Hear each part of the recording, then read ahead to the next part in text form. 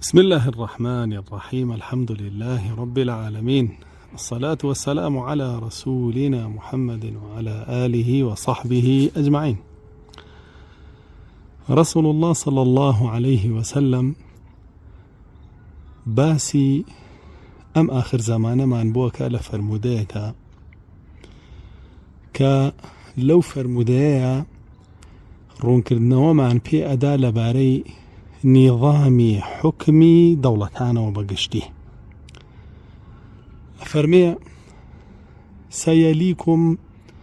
ئومەڕاء فەجەرە، فەرمێ کۆمەڵێک کار بەدەست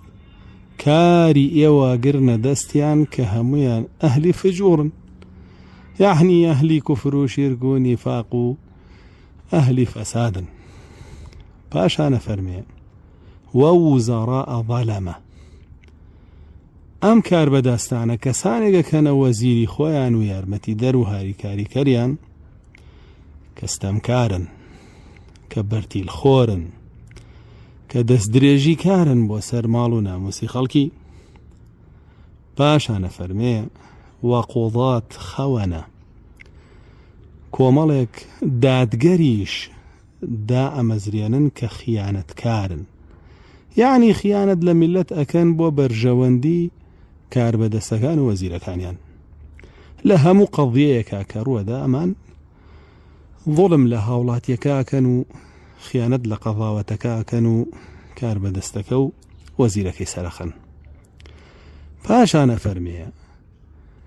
وەفوقەهاء فەسەقە، فەرمێ وە کۆمەڵێ فەقیهیش، یعنی کۆمەڵێ زانای ئاینی کە ئەوانیش هەر هەمویان لاڕێن لە فەرمانی ئەڵڵا دەرچوون بۆ ئەوەی دنیا بەدەست بێنن، ڕوویان کردووەتە ئەو سێچینەی سەرەتا کە باسی کرد، بوون بە داردەستی ئەمیر و کار بەدەستەکان لەگەڵ وەزیرەکان و قاضیەکان. جا رسول الله صلى الله عليه وسلم لەم فەرمودەیە پێمان ئەڵێ فاسیدترین نظامی حکم کامەیە، و پێشمان ئەڵێ ئەگەر گەشتین بەو نظامە فاسیدەی حکم ئێمە چۆن ڕەفتارکەین. طبعا ئەم چوارچینە کۆ ببنەوە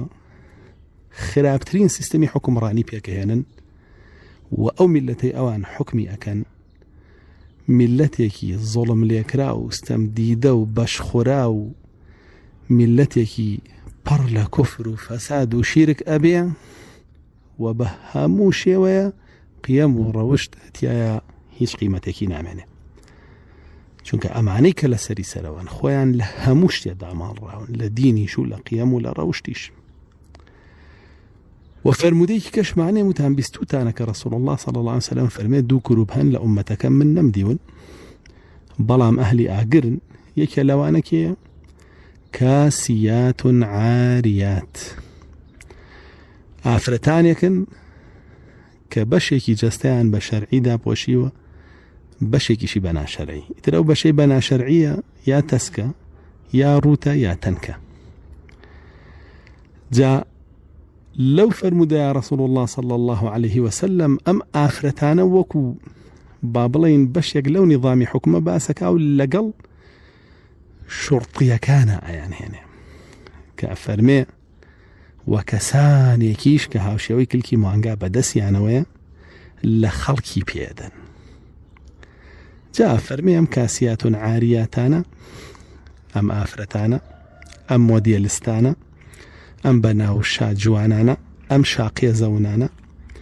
ئەم پێشکەشکارانە کە کۆمەڵگا فاسی دەکەن، مائیلات ممیلات، خۆیان لایەن داوە لە ڕەوشت و لە ئەخلاق و لە دین و لە ڕێی بەرنامە و پرۆگرام و گۆرانی و هەڵلقەکانیشیانەوە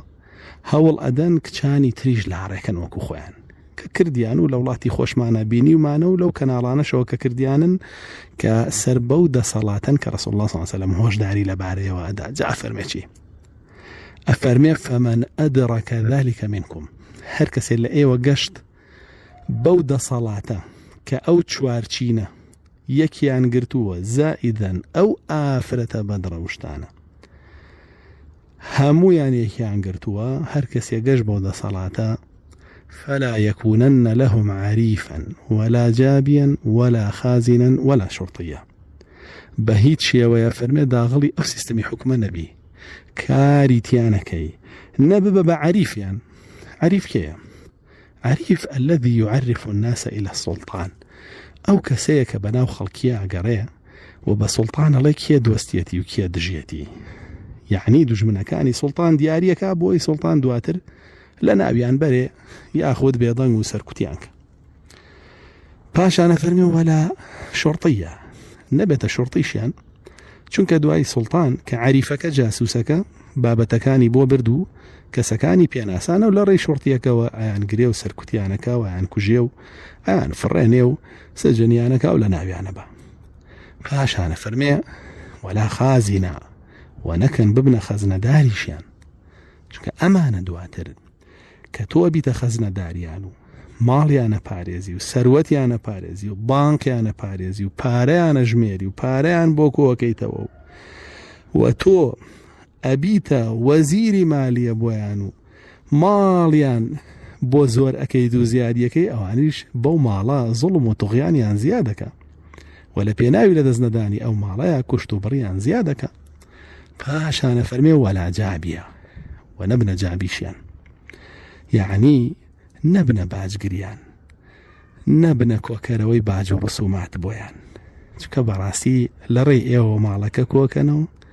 لە ڕێی ئەو کەسەشەوە کە شوڕتەیانە ئەمنیەتیانە پارێزێ خۆیانە پارێزن و لە ڕێی عەریفەکەشەوە سیستمەکەیان بەردەوامی ئەبێ جا بەڕاستی هەر کەسێ بتوانێت لەو ئەنظیمەی حوکمانە بەری بێ و دوور بێ لێیان